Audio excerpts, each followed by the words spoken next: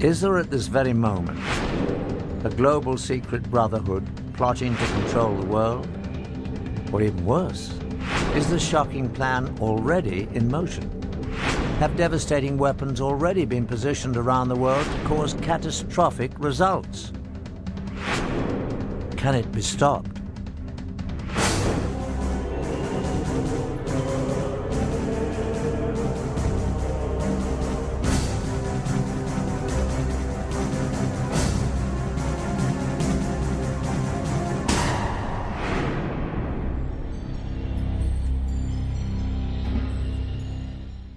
Hello, I'm Patrick McNee. The Illuminati is said to be a global secret society that has been operating for centuries, a hidden brotherhood that includes some of the world's most influential people, people of all races and religions that hold top positions in government, churches, business, education, science, medicine, military, financial, and charitable institutions. A secret fraternity whose sole purpose is to take over control of the entire world's resources, finances, and its people. If such a powerful secret society does exist, it represents the ultimate threat to the free world. In fact, it means that right now there is actually no free world at all. Some say it's preposterous, but now for the first time ever we have obtained proof that not only such a global secret organization does exist, but it has infiltrated two of the most powerful intelligence agencies in the world. What's more, weapons of mass destruction have been hidden in the USA and other countries for future use. How could this happen? To get to the truth, we must first explore the dark reaches of the world's secret societies, whose history, rituals, and very existence are shrouded in mystery. Secret societies have existed for thousands of years. They all have one thing in common: unique knowledge, which they swear by oath to keep secret. For armed with this knowledge, limited to themselves, they believe they can control others. One of the earliest secret societies still exists today, the Masons. It is believed that its origins date back to ancient Egypt, when only a select guild of stoneworkers possessed special mathematical knowledge necessary for building the pyramids.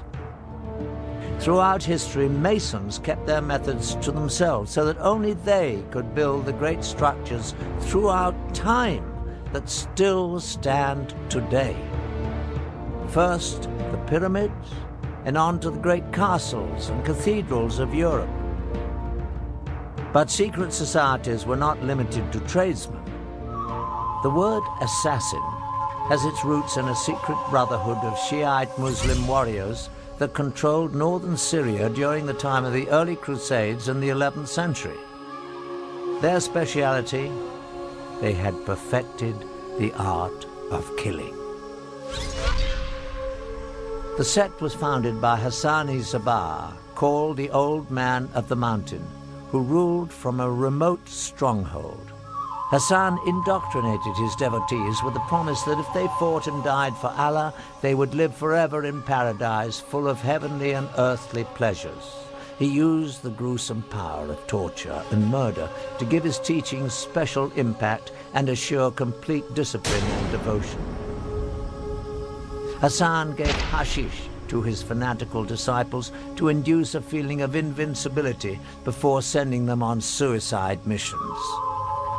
Hence the name assassin was derived from the word hashashin, or hashish user. By 1100, the assassins were said to number over 70,000 fanatically devoted members. About the same time in history, another secret brotherhood was created, the Templars. The Prieuré de Sion, Priory of Zion, was a chivalrous fraternity created in medieval France with the purpose of preserving the Merovingian bloodline and returning them to the throne of France. Their official headquarters was the Abbey of Notre-Dame-du-Mont de Sion in Jerusalem. In 1117, Baldwin I, King of Jerusalem, found himself greatly indebted to the priory for their services in helping him attain the throne. In return, the king negotiated the constitution of the Knights Templar as the military and administrative arm of the Priory of Zion. The Knights Templar had been created 10 years before for the purpose of safeguarding pilgrims on the road to the Holy Land. During their time in the Middle East, the Templars had contact with the Muslims, including the Assassins. In fact, after the Crusades, because of the enemies they had in common, the Assassins took refuge among the Templars, imprinting the Christian soldiers with much of their fanatical and deadly ideas. As the Templars developed, they became not at all an orthodox Christian organization. But their secret rituals and doctrine were much more mystical, heretic, and occult-oriented.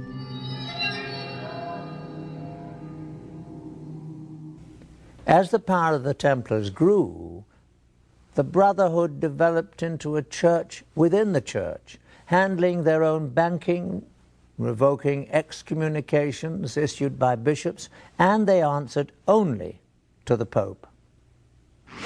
Everything about the Knights Templar has at least an element of mystery about it.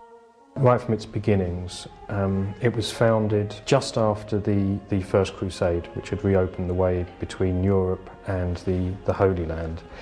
And in about 1118, 9 French knights, all of whom were connected with the court of the Count of Champagne, went over to the Holy Land with this mission, they said, to protect the roads and the pilgrimage routes, to make them safe for pilgrims who would now be able to visit the holy places.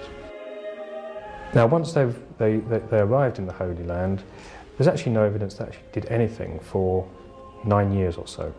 And right from the beginning, there's something that doesn't quite connect. And there's other evidence that this mission of protecting the pilgrimage routes was actually just a cover story. They actually went there for another reason. For some reason, these 9 knights thought that there was something to be found there. There's certainly evidence that they excavated beneath the Temple Mount. Archaeologists have actually found Templar artifacts from those excavations. As it turns out, the Templars spent very little time on the roads at all. Most of their 9-year stay was spent digging out old tunnels under the Temple Mount, the original site of the biblical Temple of Solomon. What were they looking for? The temples of Solomon had long since been destroyed. Yet in times of trouble, the priests were known to have hidden religious treasures in secret underground vaults until it was safe to remove them. The Bible tells us that the Ark of the Covenant and other treasures of the temple survived several foreign invasions in this way. Perhaps the Holy Grail had survived in the labyrinth under the temple as well, waiting for man to rediscover its power. Certainly it was no accident that the knights stationed themselves in a mosque that rested on the ancient site. In fact, it was after their stay that they changed their name to the Knights of the Temple, or the Knights Templar. A monk by the name of Bernard, who later became Saint Bernard, was involved in the formation of the Templars. Saint Bernard was involved in deciphering ancient Hebrew text. Bernard, although in many ways a very worldly person, was also very spiritual. In ways that are quite odd for his time, he was very much into the feminine side of religion, very much into the Black Madonna cults of, particularly of the south of France, which are very kind of mysterious, almost pagan. He had a great veneration for the feminine, embodied in lots of ways in the Virgin Mary, which was actually quite unusual for his time, and that appears to be the thing that drove him more than anything else.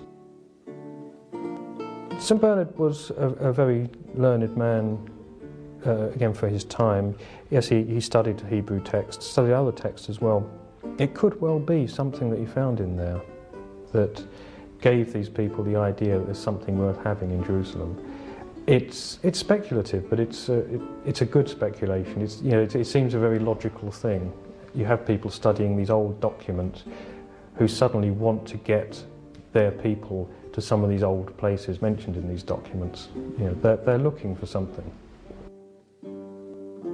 Personally, I honestly don't know what it was they found, except that people considered it important. Nobody knows for sure. Whatever it was, nobody knows where it went. And it's a real mystery. But there's no shortage of theories, any of which could be correct. Documents, Ark of the Covenant, Holy Grail, whatever that is. But they certainly had their secret. A very old text records the find.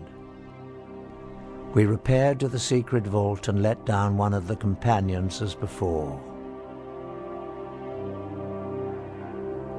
The sun at this time was at its meridian height, the rays of which enabled him to discover a small box or chest standing on a pedestal curiously wrought and overlaid with gold.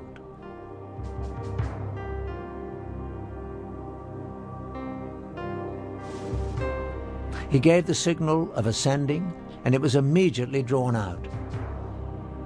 We have brought it up for the examination of the Grand Council. Just what was in this small box that got the Templars so excited? Clearly, a group of Christian knights, bound by the vow of poverty, were not interested in anything of material value. More likely, it was an object of great religious significance. To this day, we still do not know exactly what the Templars found in the secret vault. What we do know is that news of the find brought Count Hughes of Champagne, the man who bankrolled the expedition back to Jerusalem, to join his former vassals. Once there, he immediately gave up all his worldly possessions to serve under them, as one of the Knights Templar. It was after this discovery that the Grand Master of the Templars visited the Pope, and with Saint Bernard's blessing, the Order of the Knights Templar was officially recognized by the Church. All over Christendom, men rushed to join the Knights, leaving behind their families, giving over all their worldly possessions, and taking on the difficult vows of poverty and chastity. The vow of poverty actually is why they became wealthy, because anybody that joined the order, anyone that became a Templar Knight, had to give all their possessions to the order. And it became quite a prestigious thing for noble families to have some of their sons go into the Templar order, and of course any money and property they had would go into the coffers. Also, when the Pope endorsed the order, gave it his blessing, and said this is a good thing, anyone that wanted to impress the Pope donated land and money to this new order, and actually on a colossal scale. None of the individual knights were allowed to own anything, so that all this material, that land, castles, livestock, and just pure money that was just given to them as a gift, went towards the order. Their reputation was as the most feared, efficient fighting force on the Christian side. They were kind of the special forces of their time. Also because they were this mixture of monk and a soldier. The Knights Templar had quite a career after the Crusades. They basically took over Europe financially, dominating all of the major industries, especially that of moneylending. They invented the modern checking system, and within a few years had all of Europe's kings indebted to them. They were far too big for their boots in many respects, certainly as far as the Pope and many kings were concerned. They were unbelievably rich. It seemed there was no stopping them, basically. Most historians believe that they got their comeuppance because of their wealth. Essentially, the French king who started the suppression of the Templars, Philip the Fair, essentially that he was jealous of their great wealth. And it is generally thought that he used accusations of blasphemy and sacrilege against them, but really he wanted their money. The charges against the Templars were blasphemy and sacrilege, and that they failed to observe the usual reverence for the church, but that was well known. There were sexual elements in the charges, but then there always are, when you think about it, in charges against heretical groups. They were accused of sodomy, of homosexual acts. They were accused of spitting and trampling upon the cross, of worshipping not just a bearded severed head, but in some extraordinary cases they were accused of worshipping the severed head of a cat. The Catholic Church got the confessions that it needed to suppress the Templars. On Friday the 13th, 1307, the Pope officially disbanded the Order of Knights. Their Grand Master was burned at the stake. By the middle of the 1300s, the Knights of Templar seemed to have completely disappeared and their treasury confiscated. But could the richest and most powerful brotherhood on earth and all their wealth be rounded up and seized almost overnight? No. The highly trained and organized Templars only went quickly underground, taking most of their wealth with them. They evolved into an enormously powerful and well-financed secret society. Indeed, as history unfolded, the facts show that Templars never went anywhere except out of the public view. But with one added dimension: an extreme hatred for the Catholic Church. At the same time, the Priory of Zion assumed that they would meet a similar fate from the Church. They too seemed to disappear, but again, only from the public eye. Over more than 400 years, from the 14th through the late 18th centuries, the Masons, Assassins, the Priory of Zion, and the Templars existed as relatively isolated secret societies with a limited reach, until on May the 1st, 1776, in Bavaria, the human race saw what might be its darkest day. Adam Weishaupt, a Jesuit-trained professor of canon law, well-versed in the occult, formed a new secret organization that would unite all the secret societies for an unthinkable purpose: to gain complete control over the world and its resources, and to achieve total domination of its people. Weishaupt euphemistically described it as a new world order. His diabolical brotherhood was founded on a synthesis of the themes of secret societies that had gone before.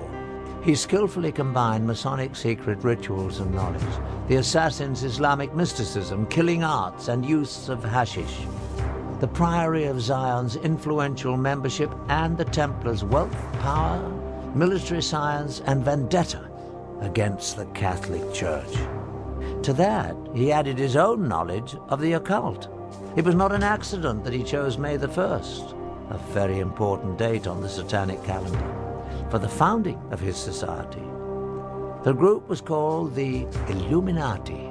The public translation was intellectually inspired. But Weishaupt himself said in private that the word was derived from Lucifer and meant holders of the light. The official seal of the Brotherhood was a mystical, unfinished pyramid, and an eye above it with rays of light emanating in all directions. The eye represented the all-seeing, all-knowing nature of the illuminated Brotherhood reigning above the world. To his followers, the founder listed the 5 top secret primary means that would be used to accomplish his dark goal of total world domination. 1. monetary and sex bribery would be used to gain control of men already in high places in the various levels of all governments and other fields of endeavor. 2. The Illuminati who were on the faculty of colleges and universities were to cultivate the best students for the cause. 3. Influential people and specially trained students under the control of the Brotherhood would be placed behind the scenes of all government, religious, and financial institutions and used as agents. 4. The secret society would develop absolute domination of the media so that all news and information could be slanted to convince the masses that a one-world government is the only solution to our many problems. 5. The final phase of the operation would employ all resources in place to initiate military coups that would overthrow all opposing governments and put the world under one global government controlled by the Illuminati. The group was originally composed of 32nd-degree Masons and used various Masonic lodges as recruiting grounds and fronts. The highest-ranking Mason to be recruited was a nobleman from North Germany, Baron Knigge, also known as Adolf Francis, a major player in the European Masonic scene. The Illuminati were extremely secretive, even identifying themselves and their chapters by assumed classical names. For example, Weishaupt was Spartacus, Knigge was Philo, the headquarters was Eleusis, Austria was Egypt, etc. Dates were given in a sort of cryptography. Under Knigge's guidance, the ranks of the Illuminati grew to over 3,000. But so much rapid success also brought opposition. The Jesuits especially had fought the Illuminati from the first, and eventually all priests became its active enemies. The Catholic Church went on the offensive against the secret brotherhood. In fact, priests raised so much opposition that the governor of Bavaria declared the Illuminati to be an outlaw conspiracy by edict in 1784. Many Illuminati were imprisoned, and some, including Weishaupt, were forced to flee the country. Soon, not only Illuminism, but also Freemasonry was forced out of Bavaria. By the end of the 18th century, the Illuminati seemed to have completely disappeared everywhere. But the Illuminati was not really gone any more than the secret societies that preceded them. They just went underground and added one more item to their list of dark goals: infiltrate and bring down the Catholic religion. When we look around the world today, what do we see of the secret societies? Masonic chapters exist in the open all around the globe as a mainstream organization. The Order of Knights Templar today exists as the top-ranking Masonic organization in the York Rite of Freemasonry. What goes on inside Masonic halls is still relatively secret. Probably known only to their upper echelon members are the dark rituals, goals, and the vendetta against the Catholic Church. The Masons and Templars have very effectively integrated themselves into the world's most respected societies. To a lesser degree, the assassins have appeared publicly periodically throughout history. In the early 1800s, they were visible in India as they came under the direction of the Aga Khan, who they believed possessed divine powers. In the latter 1800s, the Aga Khan brought them to Afghanistan, where they developed a lasting relationship with the British. Later, the Aga Khan's descendants further infiltrated Western culture. One prominent example was when Prince Ali Aga Khan, grandson of Aga Khan II, married American actress Rita Hayworth. Are the assassins, as a secret murderous order, now a thing of the past? The bloodshed occurring today at the hands of Islamic extremists would say the assassins are alive and well. The Priory of Zion also continues to this day. In fact, it has been reported that a number of illustrious figures in history have served as the Priory's Grand Masters, and there is corroborating evidence. In 1975, a discovery was made in a Parisian library. Parchments were found called Le Dossier Le Carré. These documents indeed reveal that some of the secret members were Leonardo da Vinci, Victor Hugo, and Sir Isaac Newton. The Priory has been credited by some with the creation of the European Union.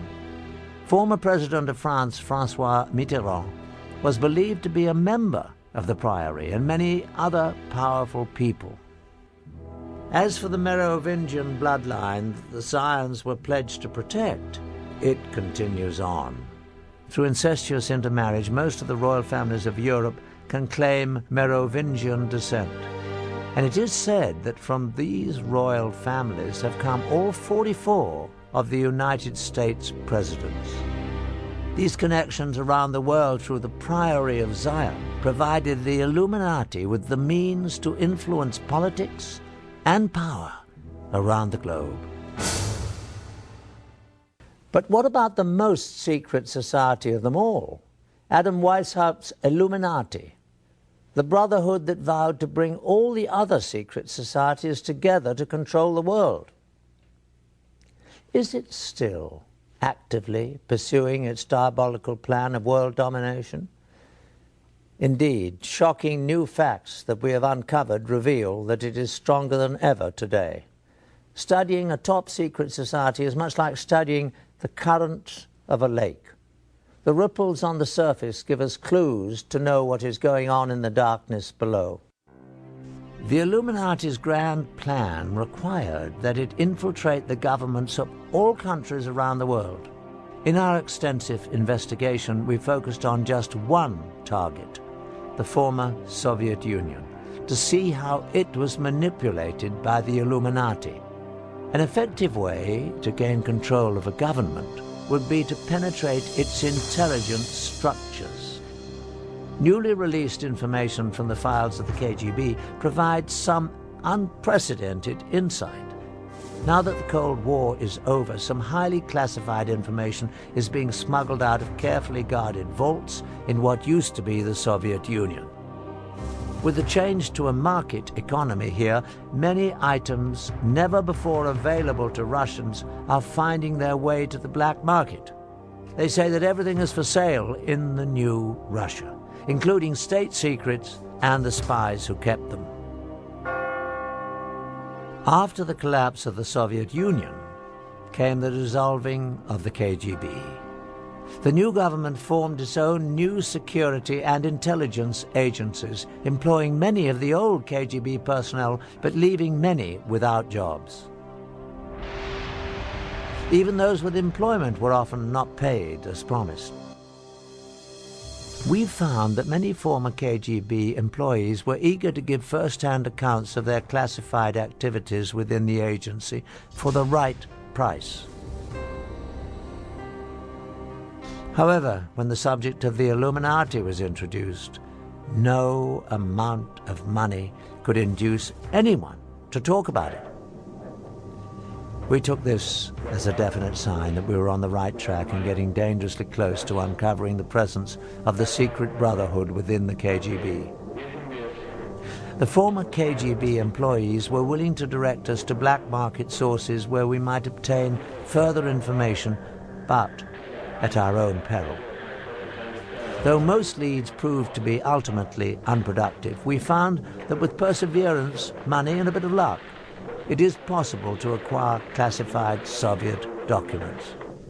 Using a hidden camera, we recorded numerous meetings over a period of months in which we attempted to obtain relevant materials.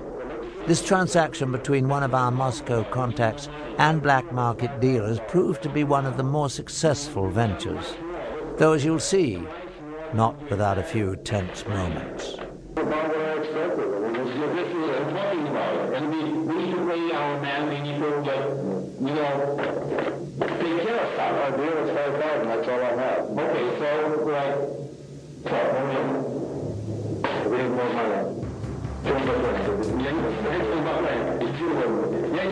I'm talking, we need more money, okay? Like, we can get, okay, let's do that. Like, give us 5,000, that's okay, and the rest you can get, like, tomorrow, the next day, like, whatever. 5,000 over here, that's it, I can't do that. This is all I have. Okay, so we'll take, come on, let's talk here. Hey, run it up! Finally safe from the black market dealers, within some of these documents we found corroboration for the most valuable piece of information related to us by the ex-KGB agents. Just as we had been told, indeed, the KGB carefully recorded their activities in documents, films, and tapes. And these were kept in storage in a holding facility beneath the KGB headquarters under the highest security.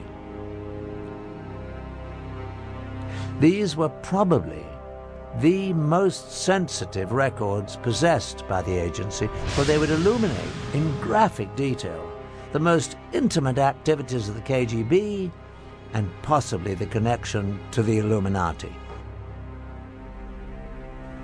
The documents we purchased from the black market dealers represented a major breakthrough. They not only confirmed that more revealing KGB materials existed, they also told us where they were kept. Again, we went to our black market sources, now armed with this new knowledge. We believe that with the demise of the KGB, most of the safeguards protecting its records would be gone. Someone out there must have the knowledge and access to be able to supply them to us for a price. Over the course of the next 5 months, we employed our sources to try to obtain specifically these top-secret records of the KGB. This transaction between one of our Moscow contacts, an interpreter, and a local black market dealer yielded astonishing results. The location of this meeting is a textile factory in the Zakorniki district of Moscow. This is the office of the Russian entrepreneur who owns the plant and uses it for both legitimate and illegal business. After introductions and some initial small talk, the dealer is asked whether the KGB materials are on the premises.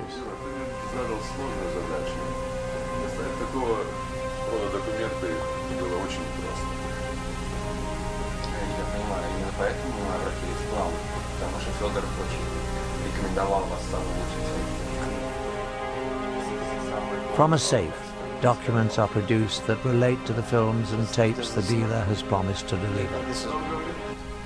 After an inspection of the documents and a cursory verification of their authenticity, the transaction is completed.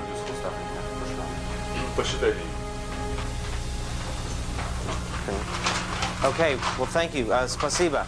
Пожалуйста. Nice to meet you. Дмитрий Сергеевич, спасибо за вашу работу.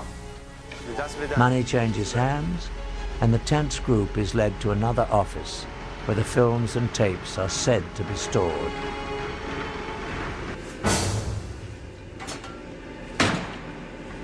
And finally, the graphic films, tapes, and documents we'd heard about surfaced.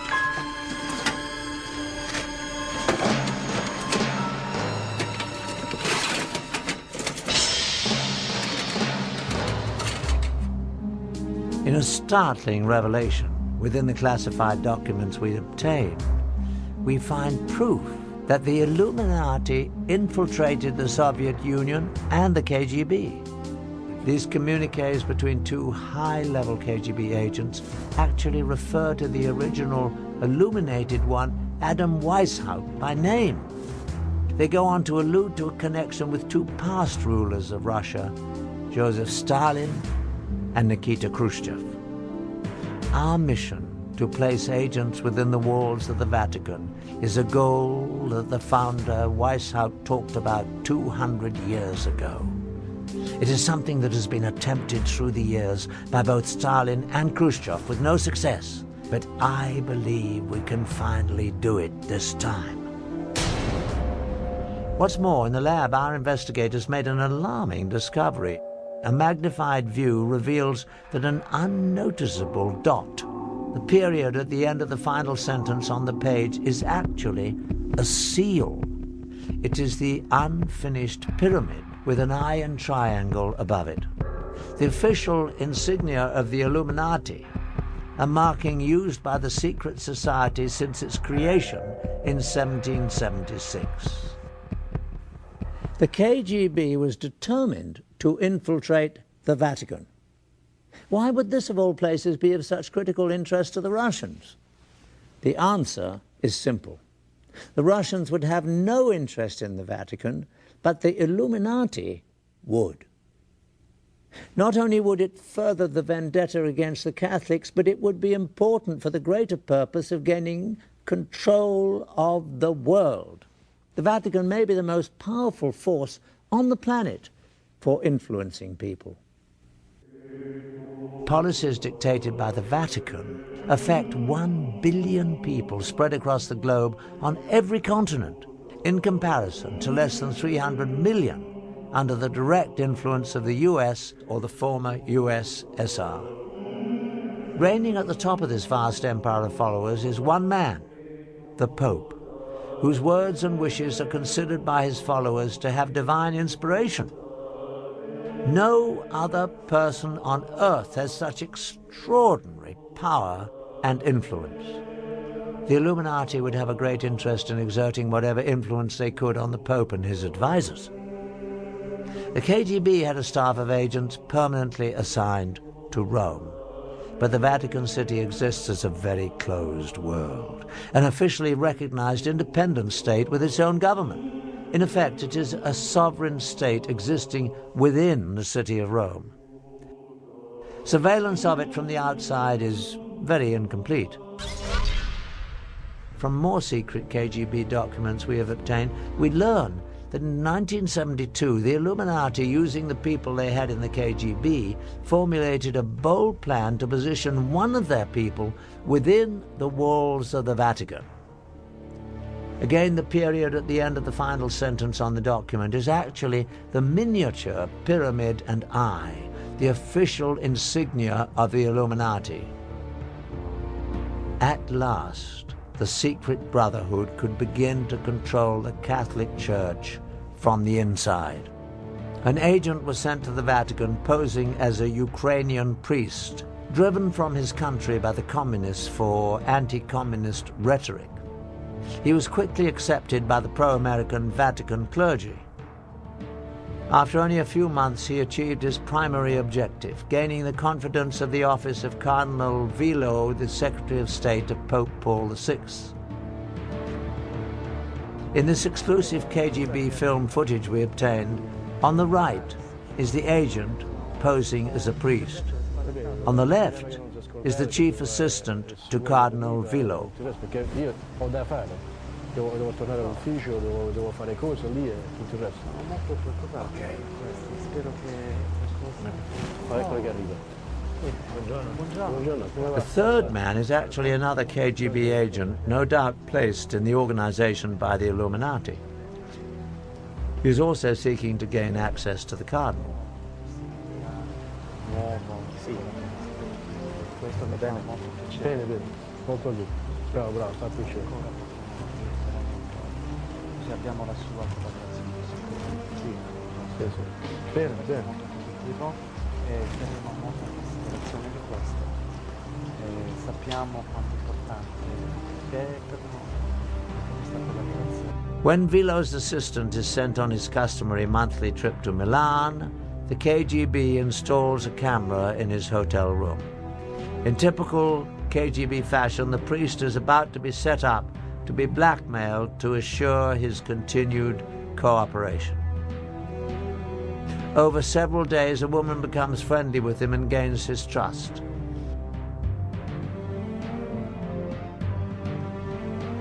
The film shows that the trap was well set.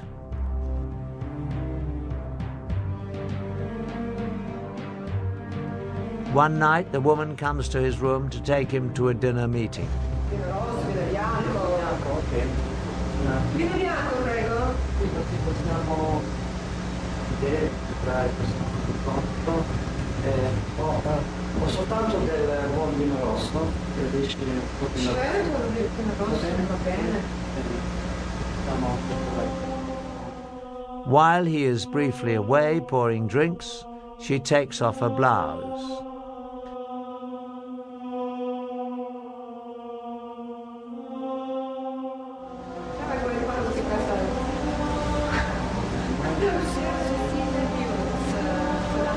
The film ends abruptly.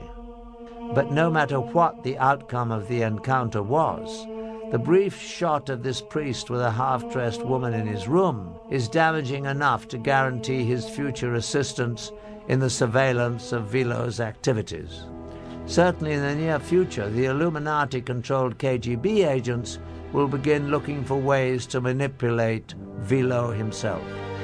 Once that is accomplished, they will be extremely close to the very heart of the Catholic religion, Pope Paul VI. But it appears that the Illuminati was not content with exerting only influence to control the Vatican. They sometimes resorted to murder. Since the founding of the Illuminati, a number of officials have died at the Vatican under highly suspicious circumstances, including 3 popes. In each case, the death of the official was timed so as to have a great political significance, the telltale mark of the secret brotherhood influencing world politics for their benefit. In 1939, Pope Pius XI was poised to release a statement condemning both the Nazis and the fascists, groups doing the kind of evil that the Illuminati would be behind. But before he could make the public statement, he suddenly died. A close assistant, Cardinal Tisserand, was heard to repeat again and again in French, "They have assassinated him! They have assassinated him!" His body was quickly embalmed, making an autopsy and proof of cause of death impossible. In 1978, it seemed the secret brotherhood might again be using murder to manipulate the papacy. Paul VI suddenly died. Admittedly, he was frail, but the sudden worsening of his condition seemed all too convenient to many observers. However, this time, the Illuminati architects got a result they probably were not expecting: a pope who would be at odds with them, John Paul I. Almost immediately after he took office, the new pope showed a great deal of independence. It seemed that John Paul had a special distaste for the corruption he had seen was rampant in the Vatican's finances. While he was the Cardinal of Venice, the Venetian Catholic Bank was sold in a secret deal to the Vatican Bank for a greatly undervalued amount. Profits reaped by a few were estimated at more than $70 million, but the losses to the Venetians were great. The clergy of Venice even lost their pension funds. Instrumental in the deal were bankers Roberto Calvi, his mentor, Sindona, and the director of the Vatican Bank, Bishop Marcinkus. After John Paul became Pope, these 3 were still in charge of investing much of the Church's money. In his new position, the pontiff had the power to investigate them and publicly bring out the facts. Altogether, he was poised to uncover illegal dealings that involved almost $1 billion. This would be a serious blow to the Illuminati, who were certainly behind the criminal financial dealings. The danger to the Pope became shockingly clear one day at a private meeting between John Paul and a Russian Orthodox Archbishop, Nicodim. As the meeting began, coffee was poured. Nicodim took the first sip and almost immediately collapsed to the floor and died. His face was very contorted in a horrible and unnatural grimace, as if the death was very painful. The stunned Pope carefully put down his own cup before he sipped. Certainly it came to his mind that the coffee must have been laced with poison that was meant for him. The official doctor, however, quickly proclaimed that the Archbishop had died from what had become the standard cause for deaths at the Vatican, a massive coronary. All the facts surrounding the mysterious death of the Russian Archbishop Nikodym pointed toward an assassination attempt and a cover-up. The Russian's body was embalmed very quickly after his death, without a prior complete medical examination. After the embalming, it would be impossible to perform an accurate autopsy to determine the cause of death, particularly if it involved poison. Also, the coffee the Archbishop drank was never collected for analysis, and no forensic investigation was ever carried out. Although the proof was gone, to many it was clear that the Pope had narrowly escaped being murdered only 10 days after he was elected.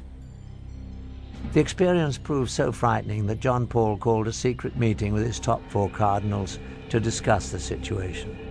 The meeting took place on September the 28th, 1978. Only the 4 cardinals and the Pope were in the room. To this day, it is not known exactly what was said, but afterwards, the Pope was moved to take action. He ended the term of Cardinal Villot as Secretary of State. This was the same Cardinal Villot whose assistant had been blackmailed in the KGB films taken in 1972. Over the 6 years, this cardinal must have also been drawn into the Illuminati's web. Removing him meant that the Pope had uncovered at least part of the dark secret. But even John Paul could not avoid his fate at the hands of the Illuminati. That night, the pontiff retired earlier than usual and took with him detailed notes of the secret meeting to deliberate upon. At 5 a.m. the next morning, the Pope's closest attendant, Sister Vincenza, became concerned. His Holiness had never overslept before. She appeared inside his door. John Paul appeared to be sitting in bed with a light on as if he were reading. Various papers were around him. But to her horror, his face was frozen in the same agonized contortion she had seen on the face of the dead Russian Nikodym only days before. After only 33 days as Pope, John Paul was dead. After more than 200 years of protecting their secret ways, the Illuminati was very thorough at covering its tracks. Although the Pope had relieved him of his Secretary of State duties just hours before, Cardinal Villot took charge. As the senior cardinal, he was now, in essence, the temporary Pope. He first locked himself in the papal bedroom and collected prescription medicine from the bed table and most of the papers in the room, including notes of the secret meeting. Also taken were the candies the pontiff often enjoyed while reading, and even the Pope's reading glasses and slippers. All these items were never seen again. Next, Villot sent Sister Vincenza away to a convent after forbidding her to tell anyone that she had found the pontiff dead and anything about what she saw. And then at 6:10 a.m. he ordered embalmers to be summoned.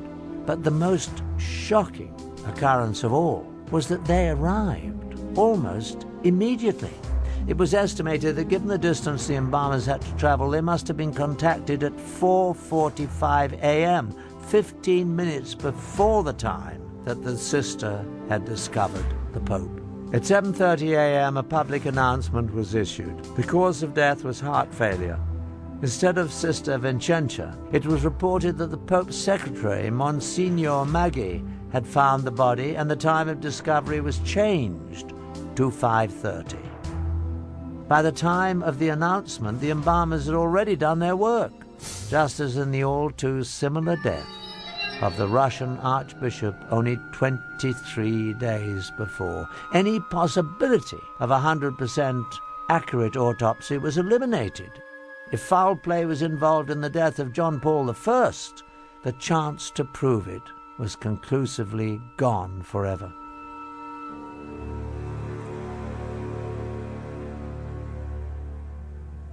Ten days after John Paul's funeral, Cardinal Villot assembled the conclave to elect a successor. The official electing body includes 111 cardinals. Once sequestered in the Sistine Chapel, the cardinals must invoke the power of the Holy Ghost to guide them to their decision. But in truth, the principal candidates for Pope are not determined behind the closed doors of the conclave. These decisions are made in the elegant restaurants of Rome, where the most powerful cardinals meet for their dinners and lunches. When the cardinals finally entered the Sistine Chapel for the closed-door session Sunday morning, October the 15th, 1978, it became the scene of a theatre of political manipulation on all levels, from promises whispered between cardinals to heated debates, with each ballot tensions elevated. After the 8th ballot, white smoke billowed up from the Vatican, signaling that a new pope had been elected. It also signaled a staggering defeat for the KGB and the Illuminati. The new pontiff was a staunchly anti-communist Pole, John Paul II. But the Illuminati does not accept defeat easily. On May the 13th, 1981, Mehmet Ali Agca, a man wanted in Turkey for murder, stood outside the Vatican Basilica in the crowd waiting for the Pope to ride through.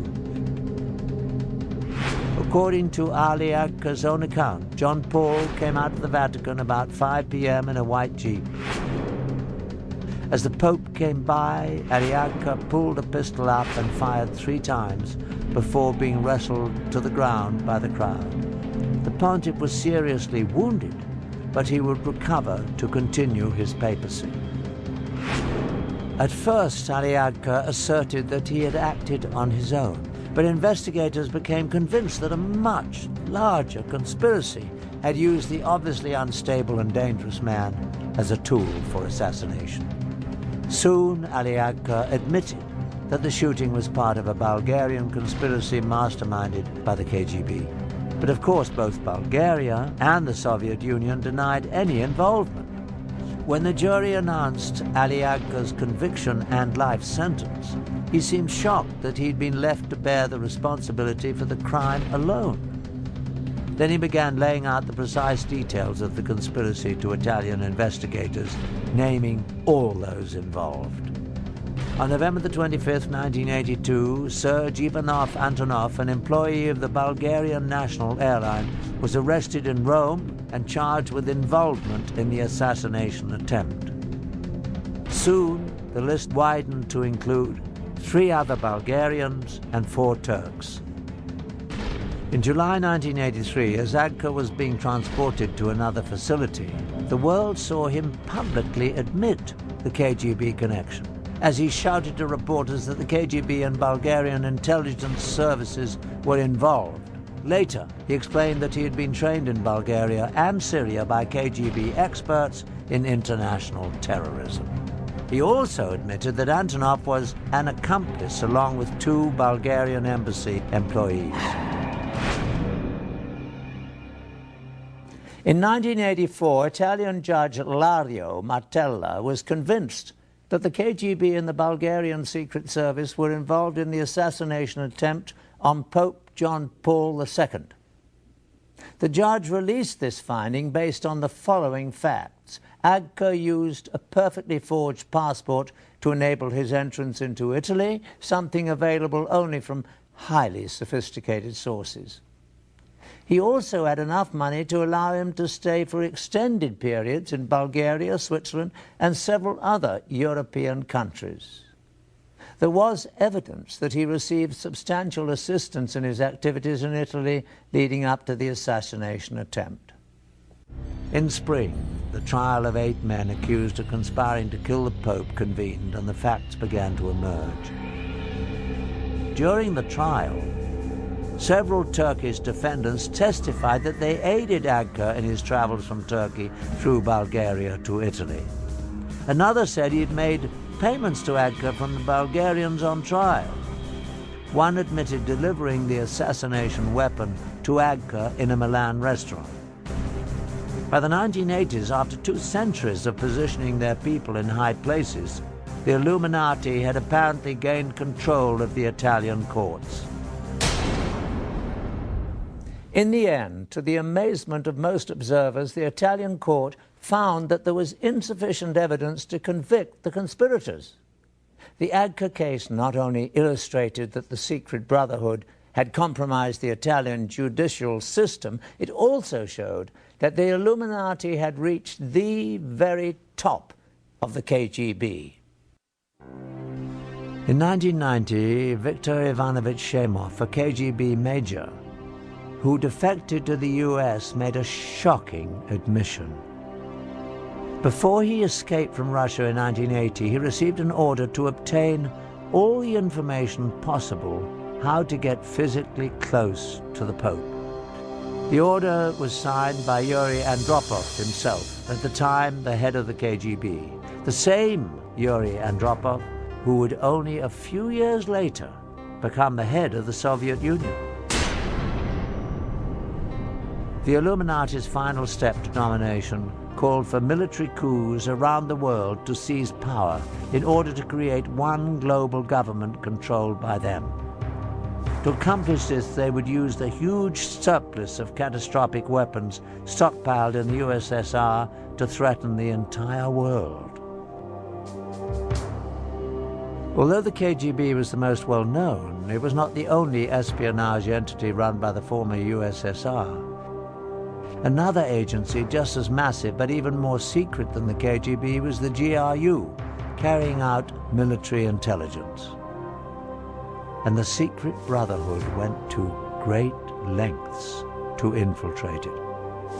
The proof that they were successful is revealed in these highly classified GRU agency documents that we purchased from a black market document dealer in Russia.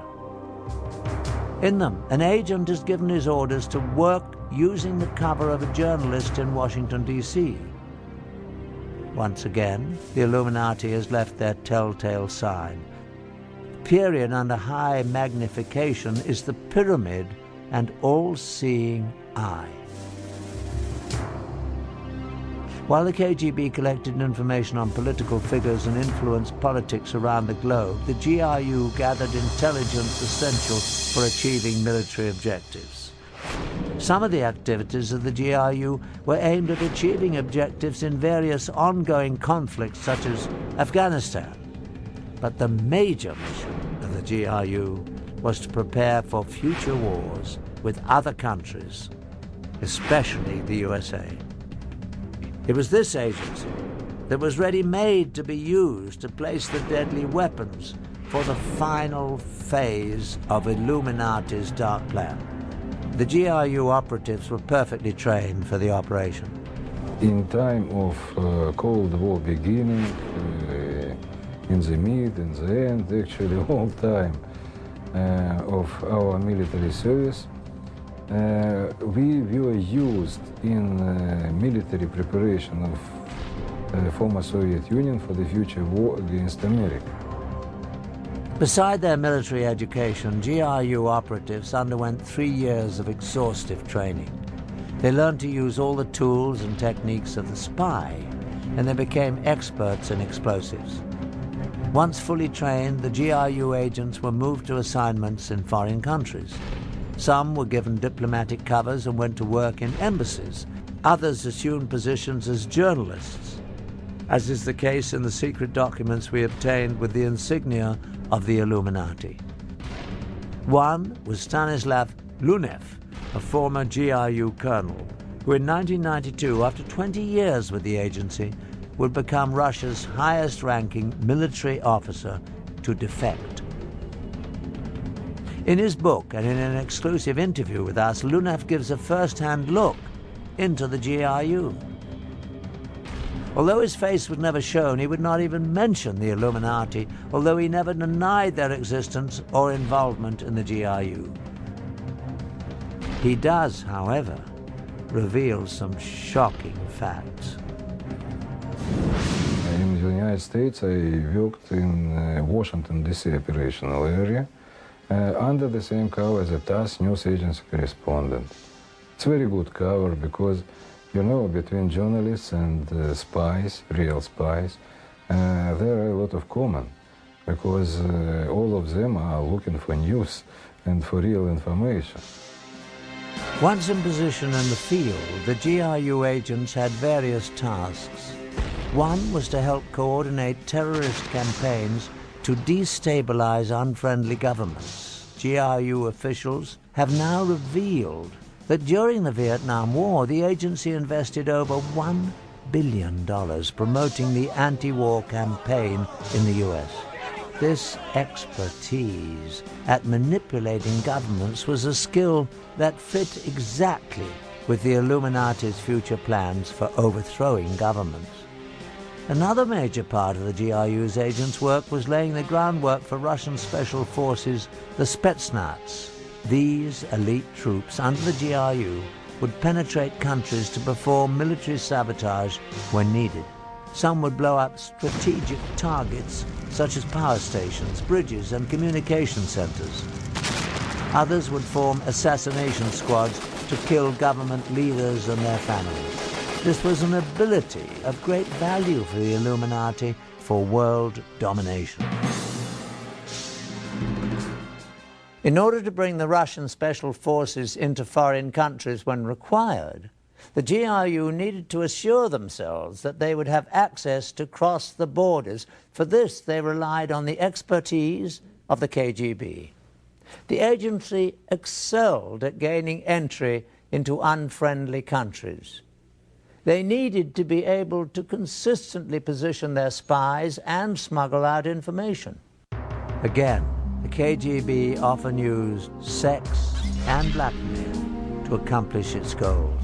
In this hidden camera film, the man on the right is a KGB agent acting as a raven, a male whose job is to seduce someone to commit espionage. This raven is in the process of setting up a Mexican border guard. I'll get it replaced. Okay.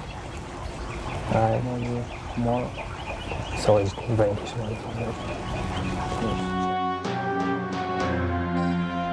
Once this border guard was hooked, KGB agents could freely cross into the U.S. from Mexico at this station.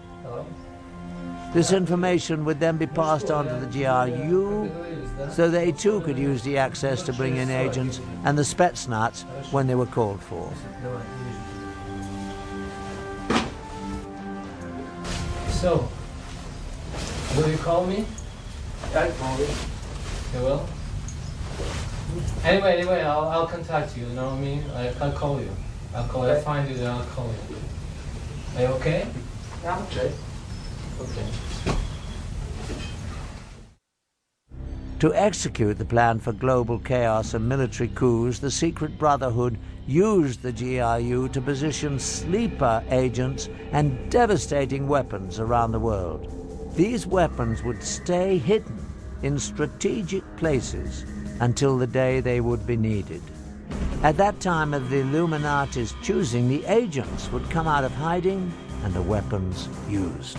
These special operation forces commanders are very highly trained military professionals, and they will come here when real tension would be in place. And they need to have very special weapon system to destroy very highly protected targets. So they will have nuclear weapons, chemical, biological, other weapon system.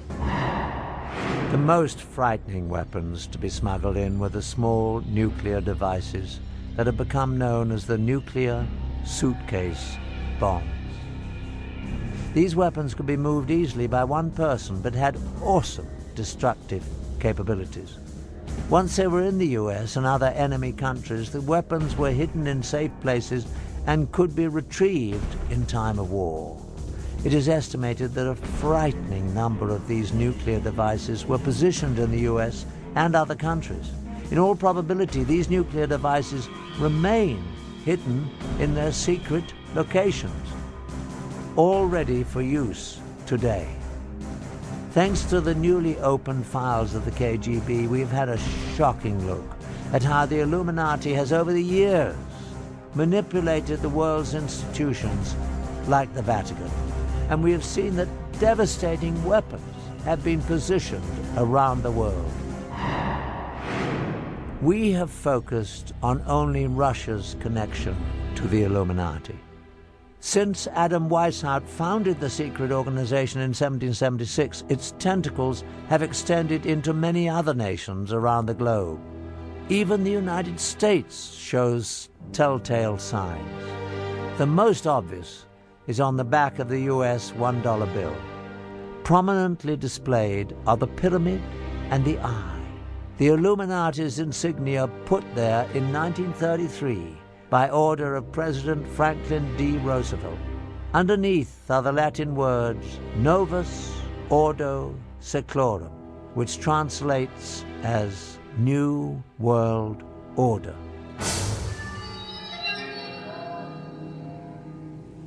Can the unthinkable plan for Illuminati global domination be stopped? The only thing a secret society fears is being exposed. Today, books on the frightening subject are gaining wide distribution. The internet is filled with information about the secret organization. We can only hope that the people of all nations around the world will see the signs and heed the clear warning that there are those lurking in the shadows who are planning to take away our freedom. I'm Patrick McNee. Thanks for joining me.